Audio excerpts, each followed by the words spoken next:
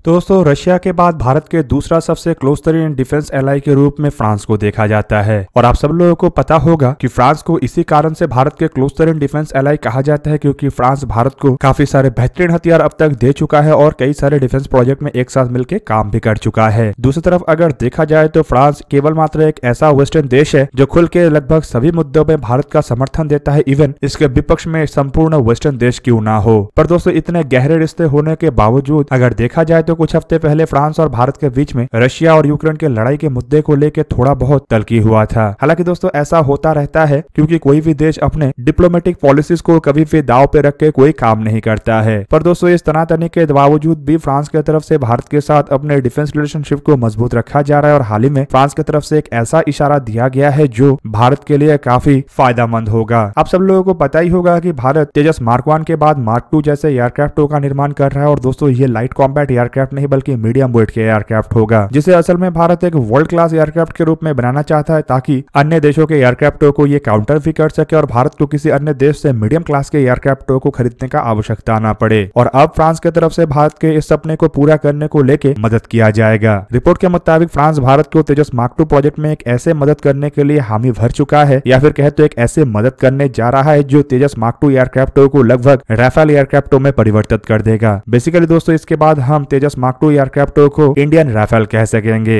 आप सबके जानकारी के लिए बता दूं कि तेजस मार्क 2 एयरक्राफ्टों के जो एयर इनटेक सर्टिफिकेशन है ये फ्रांस की तरफ से मई जून महीने में दिया जाएगा। मतलब एयरक्राफ्टों के एक बहुत बड़े माइलस्टोन को पूरा करने के लिए फ्रांस भारत को मदद करेगा। सर्टिफिकेशन को लेकर असल में जो टेस्ट होना है वो भी फ्रांस में होगा और फ्रांस के एरोस्पेस रिसर्च एजेंसी ओनरा की तरफ से ऑपरेट किए जाने वाले S1MA फैसिलिटीज में ही इस सर्टिफिकेशन के प्रोसेस को अंजाम दिया जाएगा। दोस्तों इस तरीके के सर्टिफिकेशन असल में एयरक्राफ्टों के प्रोडक्शन से पहले अति आवश्यक होता है ताकि एयरक्राफ्टों को प्रोड्यूस करने के बाद एयरक्राफ्टों में किसी भी तरीके का कोई खामी ना रहे। मतलब दोस्तों अगर ये टेस्ट और सर्टिफिकेशन नहीं किया जाता है और तेजस मार्क 2 एयरक्राफ्टों को प्रोड्यूस किया जाता है तो बाद में जब एयरक्राफ्ट उड़ान भरेगा तो इसमें अगर कोई खामी हो तो उसके लिए एयरक्राफ्टों को मुश्किलों का सामना करना पड़ सकता है। Basically computational fluid dynamic technique का इस्तेमाल करके ही एयरक्राफ्टों के एयर इनटेक डिजाइन के टेस्ट और उसके एंगल ऑफ अटैक के डेटा को कलेक्ट किया जाता है। इसके लिए दोस्तों डिफरेंट एंगल में डिफरेंट स्पीड में एयर फ्लो को देखा जाता है और ये जांचा जाता है कि किस तरीके से एयरक्राफ्ट अलग अलग ऑल्टीट्यूड में अलग अलग एयर स्पीड में काम करेगा और ये सभी काम विंड टनल फैसिलिटी में होता है। दोस्तों इसके अलावा यहाँ से कई तरीके के अन्य डेटा को भी प्रोड्यूस किया जाता है जो एयरक्राफ्टों के प्रोडक्शन से पहले अति आवश्यक होता है। S1MA फैसिलिटी फ्रांस के एक ऐसा फैसिलिटी है जहाँ पे कंटिन्यूअस फ्लो विंड टर्नल इस्तेमाल होता है और दोस्तों नॉर्मल एटमॉस्फेरिक प्रेशर में इस टर्नल में मार्क 0.5 के रफ्तार से लेके मार्क 1 तक एयरक्राफ्टों को जांचा जा सकता है। दोस्तों मीडिया रिपोर्ट के मुताबिक इस तरीके के जो फैसिलिटीज है इसके इस्तेमाल करना काफी कॉस्टली होता है। इवन कई जगहों में तो ऐसे फैसिलिटी हर दिन 8 करोड़ रुपए से लेके 800 करोड़ रुपए तक चार्ज करता है और दोस्तों इसी कारण इस तरीके के फैसिलिटी बनाना भी काफी कॉस्टली होता है और अगर किसी एक देश के अंदर एयरक्राफ्टों के रिसर्च को लेकर उतना अधिक काम नहीं है तो ऐसे फैसिलिटीज को बनाना एक तरीके से वेस्ट ऑफ मनी है। पर एयरक्राफ्टों के डेवलपमेंट में इस तरीके के फैसिलिटी अति आवश्यक होता है। दोस्तों अब तक भारत की तरफ से अपने एयरक्राफ्टों के डेवलपमेंट के दरमियान ऐसे टेस्ट को रशिया में ही अंजाम दिया जाता था, पर शायद पहली बार भारत अपने महत्वपूर्ण एयरक्राफ्टों के डेवलपमेंट में फ्रांस का इस तरीके से मदद ले रहा है। दोस्तों बेसिकली अगर देखा जाए तो फ्रांस की इसी फैसिलिटीज से फ्रांस के द्वारा राफेल एयरक्राफ्टों को भी टेस्ट किया गया था और उसी टेस्ट के नतीजे के रूप में फ्रांस की तरफ से राफेल एयरक्राफ्ट के रूप में इतने बेहतरीन एक एयरक्राफ्ट को बनाना संभव हो पाया। अब दोस्तों राफेल एयरक्राफ्टों को जिस तरीके से टेस्ट किया गया और अलग अलग डेटा को कैलकुलेट करके एयरक्राफ्टों को एक परफेक्ट एयरक्राफ्ट का रूप दिया गया, उसी तरीके से माना जा रहा है कि तेजस मार्क 2 एयरक्राफ्टों को भी एक परफेक्ट एयरक्राफ्ट का रूप दिया जाएगा। कुल मिला के दोस्तों तेजस मार्क 2 एयरक्राफ्टों के लिए ये जहाँ पे एक बहुत ही महत्वपूर्ण बात है तो वहीं पे दूसरी तरफ अगर देखा जाए तो इस तरीके का टेस्ट ये भी दर्शाता है कि तेजस मार्क 2 के ऊपर काफी जोर शोर से काम चल रहा है। हालांकि दोस्तों खाली भारत में तेजस मार्क 2 ही महत्वपूर्ण डिफेंस प्रोजेक्ट नहीं है बल्कि और भी कई सेक्टरों में काम किया जा रहा है और दोस्तों इस दरमियान एक ऐसा डेवलपमेंट किया गया है जो दिखने में तो काफी छोटा डेवलपमेंट है लेकिन भारत के आत्मनिर्भर भारत के संकल्प को भी मजबूत करेगा और अन्य देशों के ऊपर से जो डिपेंडेंसी है उसे भी घटाएगा। खास करके इंडियन नेवी का जो डिपेंडेंसी रशिया के ऊपर है उससे भी काफी हद तक ये डेवलपमेंट कम कर सकेगा। दोस्तों मैं यहाँ पे इंडियन नेवी के लिए बनाया हुआ एंटी सबमरीन रॉकेट का बात कर रहा हूँ जो कि एक एक्सटेंडेड रेंज रॉकेट है और 8.5 किलोमीटर दूर तक फायर हो सकता है और समुद्र के नीचे तैरने वाले किसी भी तरीके का किसी भी आकार का और किसी भी टेक्नोलॉजी का सबमरीन को ये तबाह कर सकता है। रिपोर्ट के मुताबिक इस तरीके के सिस्टम का डेवलपमेंट असल में armament armament research and development establishment और high energy material research laboratory की तरफ से ज्वाइंटली किया गया है और हाल ही में इसका टेस्ट इंडियन नेवी के डिस्ट्रॉयर INS चेन्नई से सक्सेसफुली कंडक्ट किया गया। आप लोगों के जानकारी के लिए बता दूं कि ये जो extended range anti submarine rocket है ये असल में एग्जिस्टिंग RGV-60 एंटी सबमरीन रॉकेटों के मुकाबले में अधिक रेंज का है और ये शायद आने वाले समय में एग्जिस्टिंग इन सिस्टमों को रिप्लेस भी करेगा। RGV-60 एंटी सबमरीन रॉकेट को अगर देखा जाए तो ये 5.3 किलोमीटर रेंज का है, जबकि extended range anti submarine rocket मतलब भारत के स्वदेशी रॉकेट 8 किलोमीटर से अधिक रेंज का है। और इसमें दोस्तों दो तरीके के अलग अलग मोटर प्रोपल्शन सिस्टमों का इस्तेमाल किया गया है, जिससे कि ये शॉर्ट रेंज में भी काम कर सकता है और लॉन्ग रेंज में भी काम कर सकता है। बेसिकली दोस्तों ऐसे मोटर के कारण ये जो रॉकेट है ये 500 मीटर से लेके 8900 मीटर के दूरी तक इफेक्टिवली सबमरीनों को एंगेज कर सकेगा। यहाँ पे दोस्तों आप लोगों को ये भी जान के रखना चाहिए कि ये जो दो लेबोरेटरी मतलब armament research and development establishment और high energy material research laboratory है, दोनों ही defence research and development organisation के अंडर आता है और भारत की तरफ से डेवलप किया हुआ ये extended range anti submarine rocket का टेस्ट असल में 3 अप्रैल के दिन INS चेन्नई जहाज से किया गया और टेस्ट के दरमियान रॉकेट के हर तरीके के परफॉर्मेंस को जांचा गया, जिनमें इसकी शॉर्ट रेंज कैपेबिलिटी और लॉन्ग रेंज कैपेबिलिटी दोनों ही शामिल है। और शॉर्ट रेंज कैपेबिलिटी में रॉकेट को 2.7 किलोमीटर रेंज में दाग के जहां पे टेस्ट किया गया तो वहीं पे लॉन्ग रेंज कैपेबिलिटी में से 8.5 किलोमीटर रेंज तक दागा गया। करंटली दोस्तों इंडियन नेवी में लगभग सभी जहाज में पुराने हो चुके रशियन रॉकेट RGV-60 का इस्तेमाल होता है, जो मैक्सिमम 5.3 किलोमीटर दूर तक टारगेट को निशाना बना सकता है। और दोस्तों ये एक तरीके के अनगाइडेड सिस्टम है जो सबमरीनों के खिलाफ इस्तेमाल होता है। इस तरीके के रॉकेट को फिलहाल RVU-6000 रॉकेट लॉन्चरों के द्वारा दागा जाता है और ये इंडियन नेवी के लगभग सभी तरीके के जहाजों में फिट किया हुआ है, जिनमें R क्लास के जहाज से शुरू करके डेली क्लास इवन तलवार क्लास के मॉडर्न शिप तक शामिल है। अब दोस्तों इंडियन नेवी काफी समय से ही इस तरीके के रॉकेटों को नए और आधुनिक लॉन्ग रेंज रॉकेटों के द्वारा रिप्लेस करना चाहता था और defence research and development organisation के कुछ वरिष्ठ अधिकारियों के तरफ से यह जानकारी दिया गया है कि नेवी के रिक्वायरमेंट को देख के ही ऐसे रॉकेटों का डेवलपमेंट हुआ है। दोस्तों इस तरीके के रॉकेट को असल में नेवी के जहाजों के एक अर्जेंट हथियार के रूप में देखा जाता है और दोस्तों डिफेंसेस में ये सबसे महत्वपूर्ण भी है, क्योंकि अगर किसी दुश्मन के सबमरीन को लंबे दूरी से डिटेक्ट किया जाता है जो कि घात लगा के बैठा हुआ हो और अपने टॉर्पेडो के द्वारा जहाजों को तबाह कर सकता है, तो उस तरीके के सबमरीनों को लंबे दूरी से ही मारने का ये एक जरिया होता है। अदरवाइज एंटी सबमरीन वॉरफेयर जहाजों को सबमरीन के नजदीक तक जाना पड़ता है और अपने डेप्थ चार्ज या फिर कहे तो अपने माइंस के सहारे इसे डुबाना पड़ता है। हालांकि इसके अलावा एंटी सबमरीन वॉरफेयर हेलीकॉप्टर और एयरक्राफ्ट भी होता है जो अपने टॉर्पेडो के द्वारा ऐसे सबमरीनों को लॉन्ग रेंज से निशाना बना सकता है। पर नेवी के जो जहाजों के ऊपर ऑनबोर्ड डिफेंसिव हथियार होता है उसमें ऐसे एंटी सबमरीन रॉकेट महत्वपूर्ण भूमिका निभाता है। कई समय तो दोस्तों ऐसे रॉकेटों का इस्तेमाल केवल मात्र सबमरीनों को हंट करने के लिए नहीं बल्कि ऐसे रॉकेट लॉन्चरों में सरफेस टू सरफेस रॉकेटों को लगा के भी इस्तेमाल किया जाता है। और दोस्तों ऐसे पुराने हथियारों को अगर रिप्लेस करने के लिए किसी अन्य देश से हथियार परचेस किया जाता तब भी अगर देखे तो ये भारत के लिए फायदेमंद नहीं होता, क्योंकि भारत अपने जहाजों को जहाँ पे काफी हद तक इंडिजिनियस तरीके से बना रहा है तो वहीं पे इसमें अगर हथियार अन्य देशों का होता तो आत्मनिर्भर भारत के संकल्प के ऊपर ही असर पड़ता। बेसिकली ऐसे रॉकेटों को बनाने के बाद भारत अपने जहाजों को और काफी हद तक इंडिजिनियस बना सकेगा और धीरे धीरे करके ऐसे ही हम आने वाले दशकों में संपूर्ण रूप से 100% इंडिजिनियस जहाज हमारे नेवी में देख पाएंगे।